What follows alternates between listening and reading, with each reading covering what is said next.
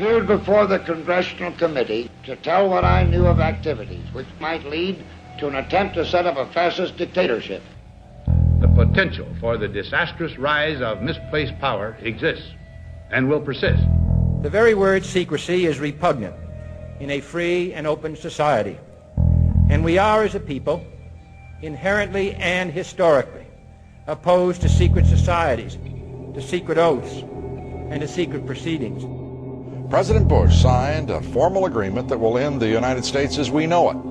And he took the step without approval from either the U.S. Congress or the people of the United States. The secret organizations of the world power elite are no longer secret. It's known as the Bilderberg Group. Could their objective be world domination? I'm Jim Tucker. I've chased Bilderberg for 30 years. I'll never give up the chase.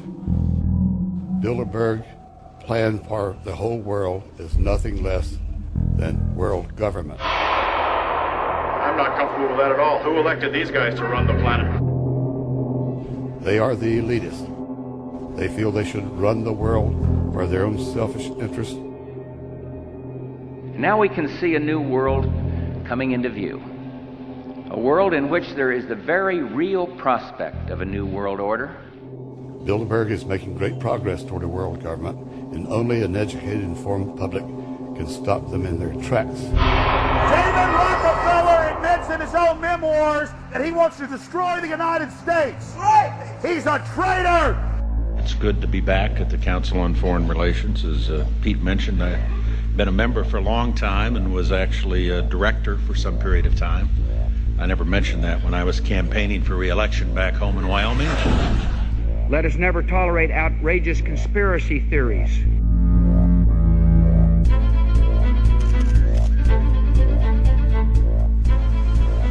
I need you to move off the property, please. Some shots were fired.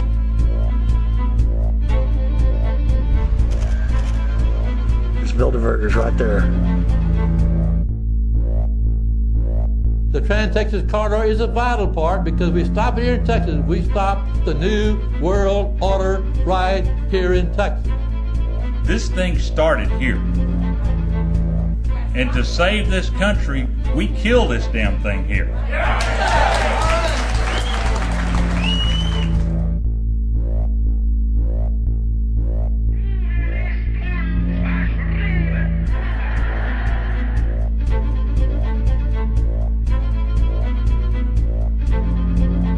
There is a chance for the President of the United States to carry out a phrase his father used, and that is a new world order. Your new world order will fall. Humanity will defeat you. The answer to 1984 is 1776.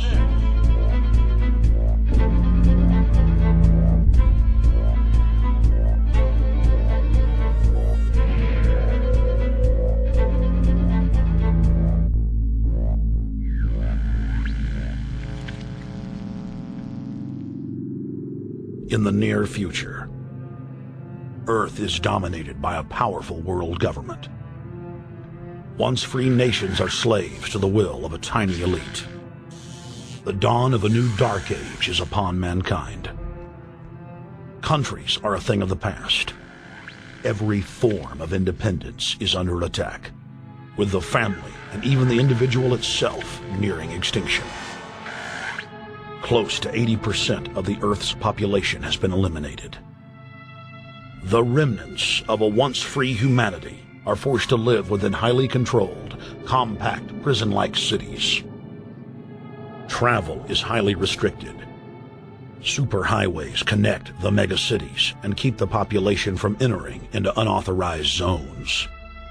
No human activity is private.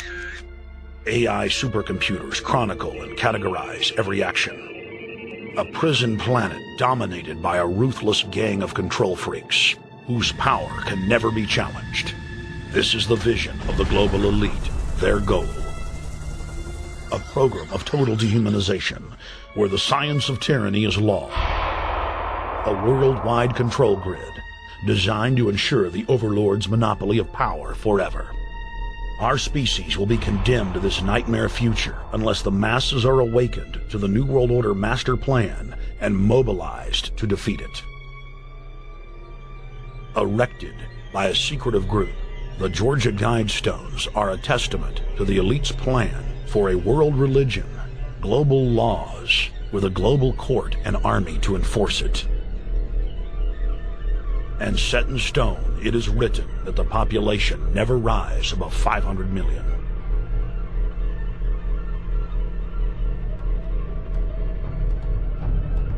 In this film, you will learn how our world is truly governed.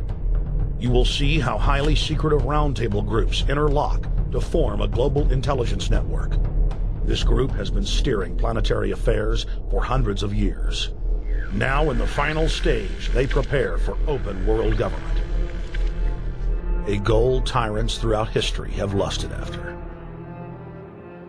Dr. Michael Kaufman is a published ecologist specializing in ecosystem research, forest ecology, and ecosystem classification. Dr. Kaufman played a key role in blocking the ratification of the Convention on Biological Diversity in the U.S. Senate.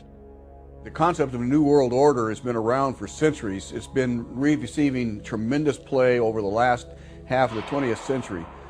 George Bush, the first senior president, George Bush, used it a lot in his speeches and really implies that he really wants to see a order in which we have a universal or a global type of governance in which every human being on planet Earth is ultimately responsible to policies that are being formulated at the international level.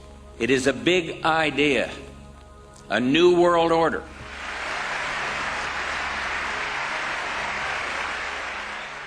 President Bush said that the New World Order was in tune, and that's what they were working for. The UN is part of that government. They're working right now very significantly for a North American Union.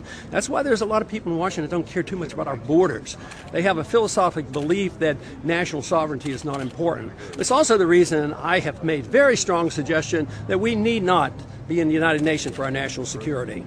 It's really always the same. You go back throughout all of history, the Roman Empire, the Soviet Union, Hitler during the Nazism was always saying that it's going to create the utopia for the average person, when in fact, history always shows that it does exactly the opposite.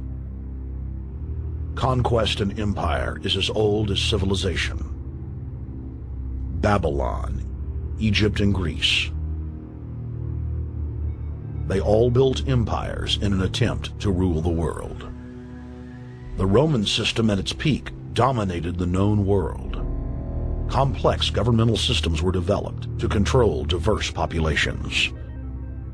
During the period between the 15th and 19th century, new empires emerged and again waged war for supremacy. The nobility, as well as the thriving merchant class, were financed by a handful of private banks. Many of the great money houses would hedge their bets and finance both sides of a war. Sophisticated intelligence-gathering networks gave the financiers a clear edge over the governments they were slowly gaining control of. On the 18th of June, 1815, agents of the British arm of the Rothschild family looked on as Emperor Napoleon Bonaparte fought desperately to save his army from the jaws of a British-Prussian pincer attack.